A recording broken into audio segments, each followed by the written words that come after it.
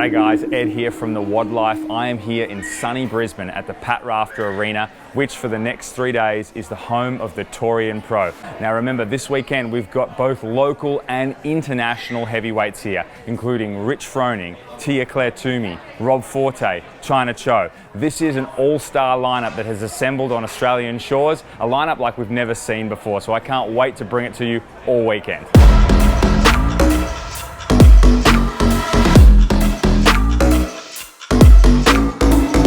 Oh god. 20.5 is 4 time. 4 We've got 40 ring muscle-ups. We've got 80 caliber up. And we've 120 wobble jumps. Wait, what was the first literally? Okay, cool. So, all right, how would you guys partition that? What would you look at? 4 rounds? Or like 6 rounds? If you do too many rounds, there's way too many transitions. Lucky they put the rings up. What does it come down to? Like, What if you divide it by 6? Is it how many muscle ups you can do unbroken consistently? Probably. Yeah.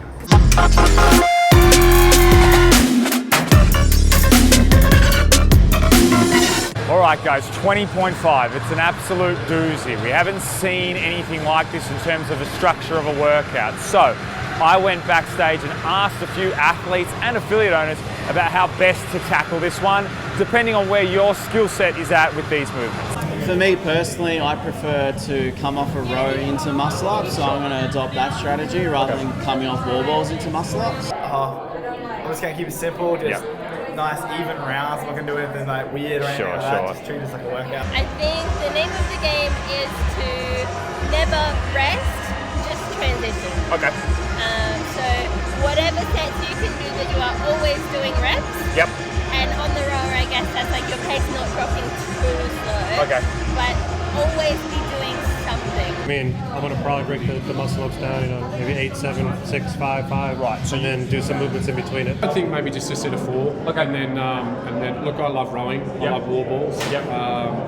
And then I'll just be looking at the clock and the chalk like a bucket from about the second round in, I think. Personally, I'm thinking I'm going to do short, fast rounds. So a couple of rounds of muscle ups and wall balls, then a row, a couple more rounds of muscle ups and wall balls, then a row, and kind of back and forth like that. Just kind of a few more transitions, but if you can keep that speed, I think that's going to pay off. I'm going to have to go, mate. Go. Best of luck. Thanks, mate. All right, you've heard the tips, you've heard the tricks, you've heard the strategy. You know what? Let's watch how the top dogs do it. We're going to check out the top 2 heats of the Torian Pro for day 1. We'll catch you tomorrow.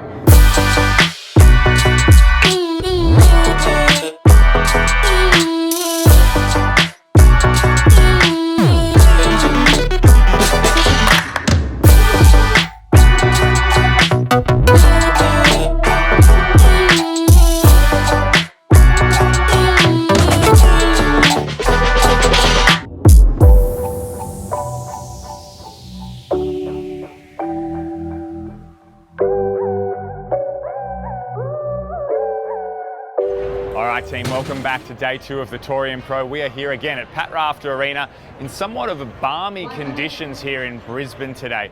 Now, before we talk about day 2, let's reflect on last night and what a night it was. We've never really had anything like that before in Australian CrossFit or Australian fitness competitions. So we had international and local heavyweights all throwing down, doing 20.5 as part of the open and the competition. So we had 2 hot heats at the end. In the female heat, the 3-time CrossFit Games champion Tia Claire Toomey, she really turned it on and took out the female competition. In the male side of competition, well, all the hype surrounding Rich Froning coming to Australia lived up to its expectation as he took out the male side of 20.5.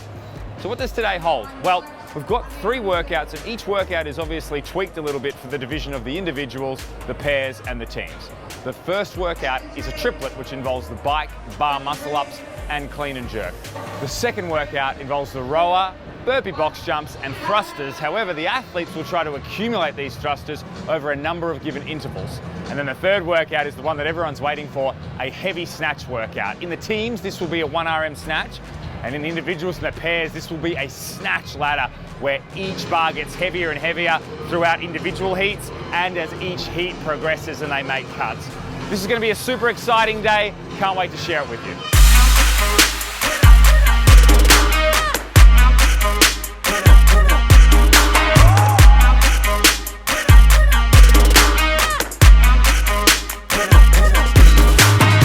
How are you finding the competition so far? competition is great. I mean, it's always stiff. I mean, the Australian athletes are fantastic. I mean, you have the champion, the runner-up, you've got a bunch of top 10 people, so it's not like just a local throwdown. It's very established. Just because it doesn't have the name necessarily on it doesn't take away from it, but it's been incredible. This arena is one of the most professional arenas I've ever been in, inside a sanctioned event and outside. I mean, and the crowd is unlike any other. Tasia, can I ask you, when you guys didn't get here long ago, how's the travel been? I know you guys travel a lot, but this is a particularly aggressive trip. The most aggressive. Yeah, this is the most aggressive time zone change I've ever done. So it's good practice just in case we're to travel somewhere else with a different time zone to see how we can adjust and compete. The first few days were definitely very difficult, but I feel like I'm now on the time zone. So I feel good. How is it to be on a floor like this and it's not sort of an event that leads anywhere? It's just almost a good fun and a little bit of prize money.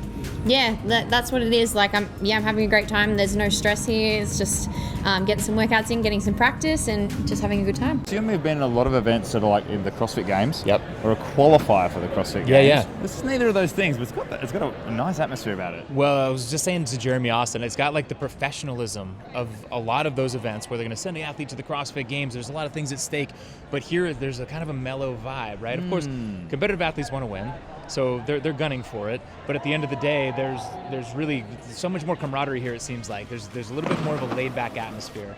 For me, I'm not always the best competitor. I tend to get extremely nervous.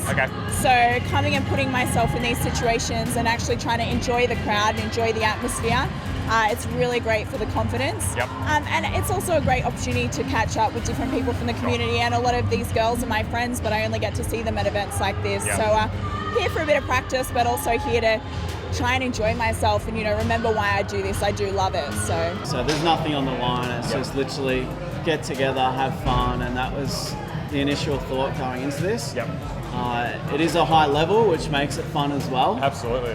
There's still, I guess, some brownie points on the line. So you still want to do well, you still want to win, but I think the underlying thing is just have fun and enjoy the weekend. How badly would you like to beat Rich and Royce?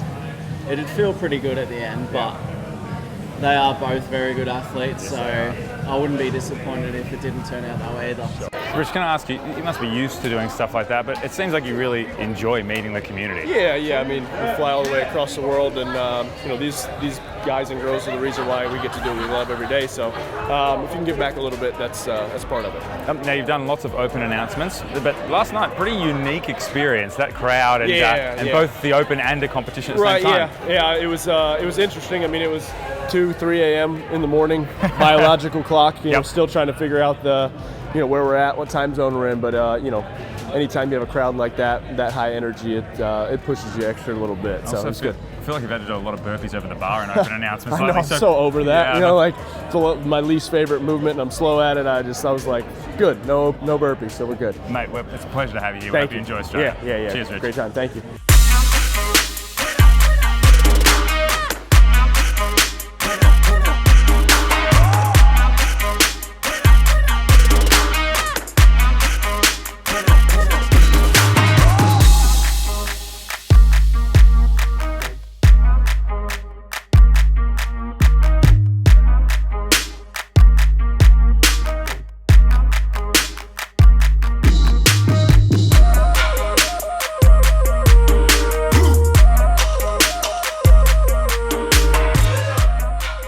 Guys, day 2 at the Torian Pro is done and dusted. And do you know what? It was some familiar names at the top of the leaderboard. When it came to the individuals, both Jessica Coughlin and Brandon Swan, both showing their class above the rest. However, Zeke Grove is giving Brandon a real run for his money.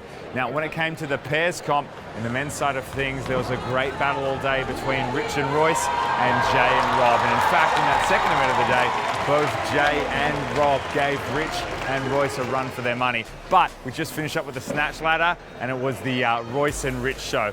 We'll be back here tomorrow. Hope you can join us.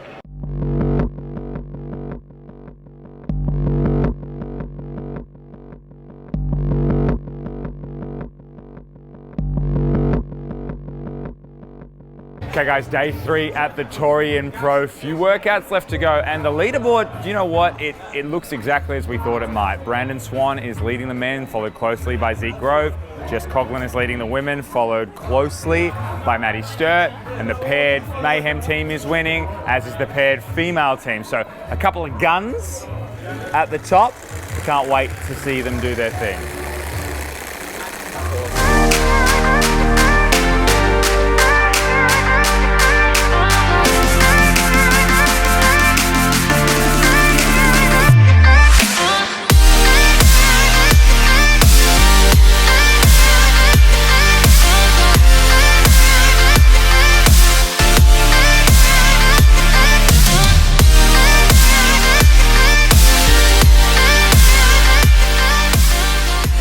Guys, I've got word of a little secret. I talked about how accessible the top athletes are at this event. Well, this goes one step further. At 12 o'clock, Rich Froning's going to start manning the Reebok shop, and he's going to be packing shoes and packing clothes. Nobody knows about this, so if you rock up and they're just looking to purchase, I don't know, a t-shirt or a pair of shoes, you're potentially going to get served by the champ. So I can't wait to watch the reaction when this happens.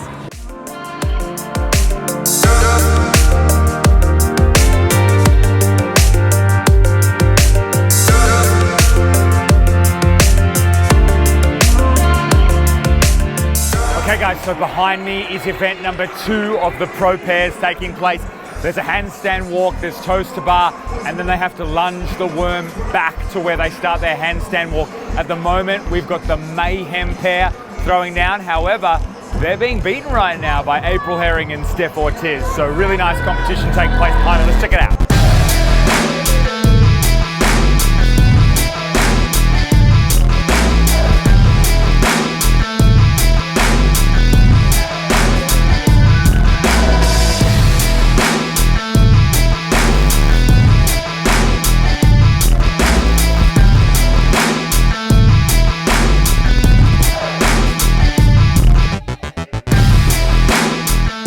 Okay guys, that's it from us from the Torian Pro. A few familiar names at the top of the leaderboard. We hope you've enjoyed the coverage. We've certainly enjoyed bringing it to you. We'll catch you next year.